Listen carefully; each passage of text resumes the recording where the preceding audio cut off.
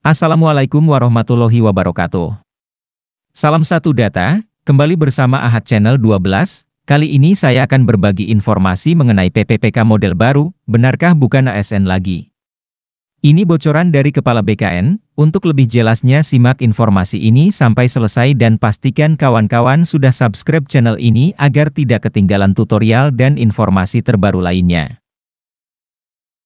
Dikutip dari jpnn.com Jakarta, beredar kabar ada perubahan mekanisme penyelesaian masalah honorer, lewat mekanisme pengangkatan menjadi pegawai pemerintah dengan perjanjian kerja, PPPK. Kabar terbaru ini memantik keresahan di kalangan tenaga honorer. Pasalnya, kabar tersebut menyebut ada PPPK model baru, yang akan diberlakukan sebagai solusi dari kebijakan penghapusan honorer yang dimulai 28 November 2023.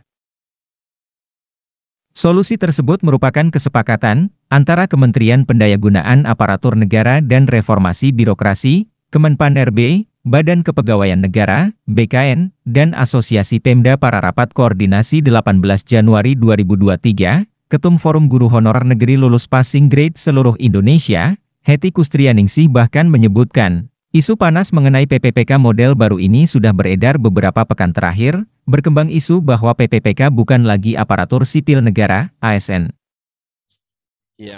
jpnn.com mencoba mencari kebenaran informasi tersebut kepada pelaksana tugas, PLT, Kepala BKN Bima Haryawibisana. Bima mengakui memang ada perubahan mekanisme PPPK, namun, dia enggan membeberkan detailnya. Alasannya, hasil kesepakatan antara pemerintah pusat dan asosiasi Pemda tersebut harus dilaporkan dahulu kepada Komisi 2 DPR RI. Nanti saja saya jelaskan kalau DPR-nya sudah setuju, kata Bima Haryawibisana kepada jpnn.com, Selasa 7 Februari.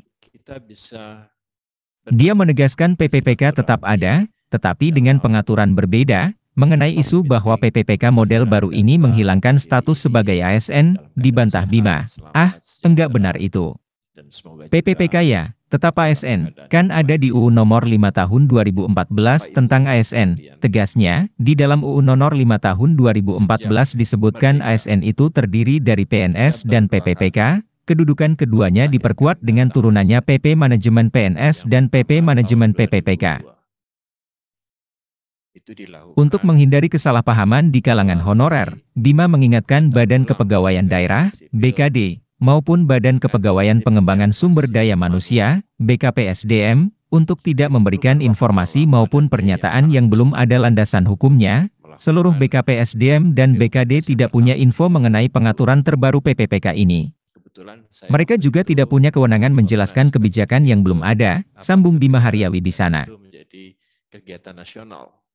Sebelumnya, Ketua Dewan Pengurus Asosiasi Pemerintah Kota Seluruh Indonesia, APEKSI, Bima Arya menyampaikan dalam rapat koordinasi kebijakan penataan tenaga non-ASN pada Rabu 18 Januari, sudah ada titik terang. Menurut Arya Bima, kesepakatan dalam rakor tersebut akan dituangkan dalam regulasi. Salah satu yang diatur dalam payung regulasi adalah terkait isu-isu pembiayaan. Seperti diketahui, pembiayaan gaji dan tunjangan PPPK masih menjadi polemik. Banyak Pemda mengaku tidak punya anggaran, sedangkan pusat mengklaim anggaran gaji dan tunjangan PPPK sudah ditransfer lewat dana alokasi umum, DAU. Bagian pembiayaan ini penting, akan pembagian antara porsi pusat dan daerah, kata Arya Bima yang juga wali kota Bogor ini.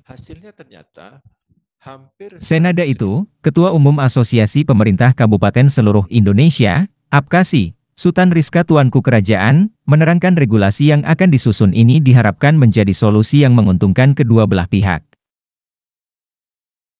Pusat dan daerah mencari win-win solutionnya, dan nanti berkoordinasi dengan kementerian terkait lagi khususnya keuangan. Masalah keuangan ini harus dibahas detail, agar tidak membuat daerah-daerah tertekan untuk pembiayaan masalah non-ASN, ungkap Sutan yang juga Bupati Darmasraya. Sementara itu, Menpan-RB Aswar Anas mengatakan Asosiasi Pemda sudah sepakat bersama pusat dalam penyelesaian tenaga non-ASN, dalam rakor bersama Asosiasi Pemerintah Provinsi Seluruh Indonesia, APPSI, APEKSI, APKASI, dan BKN tujuannya mencari alternatif terbaik untuk honorer di seluruh Indonesia.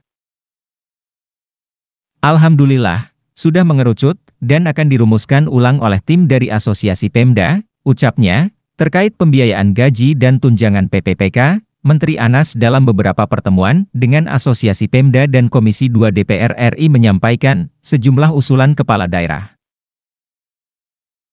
Pertama, Pemda mengusulkan gaji dan tunjangan PPPK guru ditanggung pusat, sedangkan PPPK teknis dibiayai Pemda.